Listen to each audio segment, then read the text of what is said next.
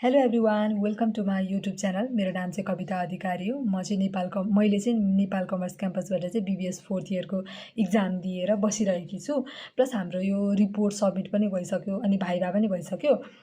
अरू कलेजहरूको पनि भइसक्यो होला। हिजोसम्म चाहिँ भाइभाको डेट छ भन्ने जस्तै लागेको थियो मलाई। अब आजबाट सबै कुरा सकिसक्यो होला। सो अब चाहिँ हाम्रो हजुरहरूलाई पनि अब के गर्ने भन्ने क्वेसन आउँछ होला। प्लस आफैले पनि त डिसिजन लिने बेला भयो नि त। मलाई पनि दिदी अब हजुर के गर्नुहुन्छ, बाहिर जाने तयारी हो कि लोकसेवा तयारी गर्ने हो कि के गर्दै हुनुहुन्छ भनेर मलाई नि क्वेसन आउँछ। सो म के गर्छु, गर्न लागेको छु भन्ने कुरा चाहिँ म यहाँ सेयर गर्न गइरहेको छु।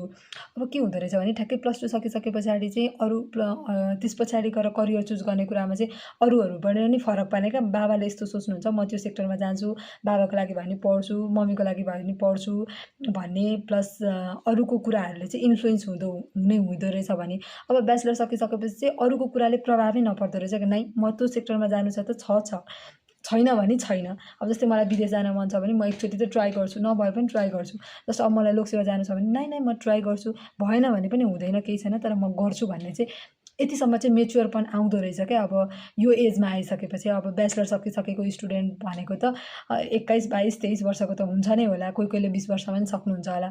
सो अब 21, 22 वर्ष भइसके पछाडि चाहिँ यो चाहिँ आउँदो रहेछ कि नै मैले त मेरो मनकै डिसिजन लिनुपर्छ, गर्नुपर्छ, यो सेक्टरमा मलाई जान इच्छा छ, म यो गर्छु भन्ने लाग्दो रहेछ।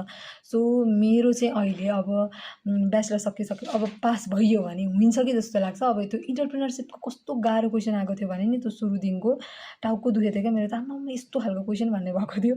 पास चाहिँ हुन्छ कि जस्तो लाग्छ। अब भइयो भने चाहिँ अब मास्टर जोइन गर्ने कि नगर्ने भन्ने कुरामा चाहिँ म चाहिँ जोइन गर्दिनँ कि जस्तो लाग्छ क्या मलाई। अब 2 वर्ष चाहिँ म जोइन गर्दिनँ। म मेरो करियरको लागि चाहिँ फुल्ली फोकस भएर चाहिँ समय दिन्छु, सके पनि दिन्छु, नसके पनि दिन्छु। सकिएन त्यसपछि मैले 2 वर्षसम्म पनि 3 वर्षसम्म नि मैले मेरो करियर बनाउन सकिनँ भने अनि मास्टर गर्छु, भएन भने अनि बिजनेस गर्छु, त्यो पनि भएन भने अनि बिहे गर्छु, यो वाला आउँछ क्या मेरो चाहिँ दिमागमा। सो अब अर्को कुरा नि म के सेयर गर्न जान्छु भने नि यो मैले चाहिँ ब्याचलरमा चाहिँ मैले के भनेर ब्याचलर पढेको भने म ब्याचलर पनि पढ्छु, प्लस मेरो करियरको लागि लोकसेवाको लागि पनि पढ्छु। अनि त्यस पछाडि गएर जुन मेरो 1-2वटा मेरो हबिज छ, मेरो स्किलहरू मलाई जुनमा चाहिँ डेभलप गर्न मन लागेको छ त्यो कुरा पनि डेभलप गर्छु। अनि बाँकी प्राइभेट सेक्टरमा पनि जब गर्छु पैसाको लागि सोचेको थिएँ क्या मैले चाहिँ।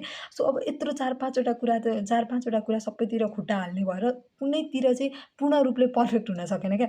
अब लोकसेवामा पनि 70, 80, 90% कटेर लोकसेवा भनेछु, बिबिएसमा पनि 70, 80, 90% कटेर ल एकदम राम्रो पर्सेन्ट भन्ने पनि छैन। अनि बाँकी रहेको यता लोकसेवामा पनि पास गर्न सकिएन, स्किलमा पनि पूर्ण रूपमा अगाडि पर्फेक्ट हुन सकिएन, जब पनि अब अहिलेसम्म सन्तुष्टि मिलेन त्यो जबले, जुन प्राइभेट सेक्टरमा गरेको जबले।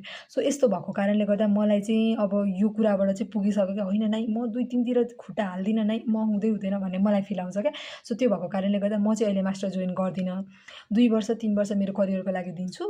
अब हुँदै भएन भने मेरो भाग्यमै छैन, गर्न सकिनँ, आफैलाई झुट बोले, पढ्छु भनेर पढ्दै पढिनँ भने ठिकै छ, त्यो पछि मास्टर गरौँला अरू केही गरौँला भन्ने मेरो चाहिँ सोच छ। सो अब मलाई चाहिँ अगाडिको मेरो दिदी दाइहरूले चाहिँ के भन्नुहुन्छ भने होइन कविता त मास्टर गरिहाल, मास्टर गरिस् भने त अहिले बिबिएसको बेस पनि छ, एमबिएस गरिस् भने सजिलो पनि हुन्छ। अब दिनमा 1 घन्टा 2 घन्टा हेर्दाखेरि भइहाल्यो, सेमिस्टर वाइज इक्जाम भए पनि खासै फरक पर्दैन, पास गर्न सकिन्छ, सक्सेस तैँले भनेर भन्नुहुन्छ क्या। सो यदि तपाईँहरू पनि यही दोधारमा हुनुहुन्छ भने चाहिँ प्राइभेट सेक्टरमा जब गरिरहनु भएको छ, अब पनि त्यही जबलाई कन्टिन्यू गर्न चाहनुहुन्छ, तपाईँले जब गर्दा गर्दै नै ब्याचलर पनि राम्रै मार्क्स ल्याएर बिबिएस पास गरिराख्नु भएको छ भने चाहिँ मास्टर पढ्दा एकदम उपयुक्त हुँदो रहेछ क्या। यही टाइममा बेस बसिरहेको छ, पढ्ने पनि बेस हुन्छ नि त अलिअलि हेर्ने। सो सजिलो हुन्छ अरे पढ्दाखेरि। होइन म लोकसेवा पढ्छु, अब पहिलादेखि मेरै जसरी टाइम वेस्ट भइरहेको छ, अब चाहिँ म लोकसेवा पढ्छु जस्तो लाग्छ भने चाहिँ लोकसेवामा मात्रै फोकस भएर पढौँ। त्यो पनि होइन म 2तिरै सक्छु जस्तो लाग्छ भने त त्यो झन् एकदम उत्तम हो। 2तिरै पढ्ने, पास गर्ने, एकदम राम्रो। यता मास्टर पनि कम्प्लिट हुन्छ, उता जागिरे पनि हुन्छ, त्यसपछि त सक्यो, के छ र। सो यति भएन। अनि अर्को कुरा चाहिँ दिदी ब्याचलर सकिसकेपछि बिबिएस गरिसकेपछि कुन कन्ट्री जान पाइन्छ र बाहिर, अनि एमबिए गर्न पाइन्छ र भन्ने पनि मैले क्वेसन देखेको थिएँ क्या। सो इजिली पाइँदो रहेछ, हामीले एमबिए गर्न नि पाउँदो रहेछ, एमपिए बाहिर गएर गर्न नि पाउँदो रहेछ, प्लस एमबिएस गर्न नि पाउँदो रहेछ। अब बाहिर जानको लागि चाहिँ 50% कटेको हुनुपर्दो रहेछ होइन, 60, 65, 70% कट्यो भने त झन् युनिभर्सिटीहरू उनीहरूले स्कलरसिप दिने चान्स पनि हायर हुँदो रहेछ, भिजा एक्सेप्ट हुने पनि हायर चान्स हुँदो रहेछ। सो युएसएन जान पाइयो, अस्ट्रेलिया जान पाइयो, क्यानाडा, युके, युरोपियन कन्ट्रीहरू जता पनि जान पाइयो, इन्डिया गएर पढ्न पाइयो ब्याचलर के अरे मास्टरको लागि। सो बाहिर जाने हुँदा अब आइएल्स गर्ने हो कि पिटी गर्ने हो कि कुन युनिभर्सिटीले पिटी एक्सेप्ट गर्छ, कुन युनिभर्सिटीले आइएल्स एक्सेप्ट गर्छ, आइएल्समा कति स्कोर ल्याउँदाखेरि चाहिँ राम्रो हुन्छ भन्ने कुरा चाहिँ हेरेर कन्सल्टेन्सीमा बुझेर आफैले रिसर्च गरेर जानु पऱ्यो। बाहिर जाने हुँदा पनि लोकसेवा पढ्ने हुँदा पनि त्यही गर्नु पऱ्यो जस्तो लाग्छ मलाई चाहिँ। अबको चाहिँ त्यही छ। त्यो होइन म त बिहे गर्छु जस्तो लाग्छ भने केटाले पनि बिहे गर्न भइहाल्यो। अब ब्याचलर सकिसकेपछि 20 वर्ष कटिसकेपछि मजाले बिहे गर्न नि मिलिहाल्यो, केटीले पनि बिहे गर्न नि मिलिहाल्यो। सो म बिहे गर्छु, फ्यामिली बनाउँछु, घर बनाउँछु भन्ने हुँदा पनि त्यो त झन् एकदम राम्रो बेस्ट डिसिजन, त्यो गर्दा नि भयो। होइन म आफ्नो खुट्टामा उभिन्छु, उभिएर गर्छु जस्तो लाग्छ भने त्यो पनि एकदम ठिक छ। मेरो विचारमा चाहिँ मलाई चाहिँ अब अहिले पढौँ गरौँ केही गर्न सकिन्छ कि यत्रो त पढियो, यत्रो त गरियो, अब 2 वर्षमा के अब चाहिँ के हार खानु जस्तो फिल आउँछ क्या मलाई चाहिँ। सो त्यो भएको कारणले गर्दाखेरि चाहिँ पढ्ने प्यासन मात्र नभएर बाध्यता पनि हो जस्तो लाग्छ मलाई चाहिँ। सो सबै कुरा हो अब यतिखेरको लागि, त्योभन्दा विकल्प अहिले अरू केही पनि छैन भन्ने टाइपले पढ्न पर्यो। यही पढ्ने हुँदाखेरि हुँदै भएन भने ठिकै छ, केही छैन।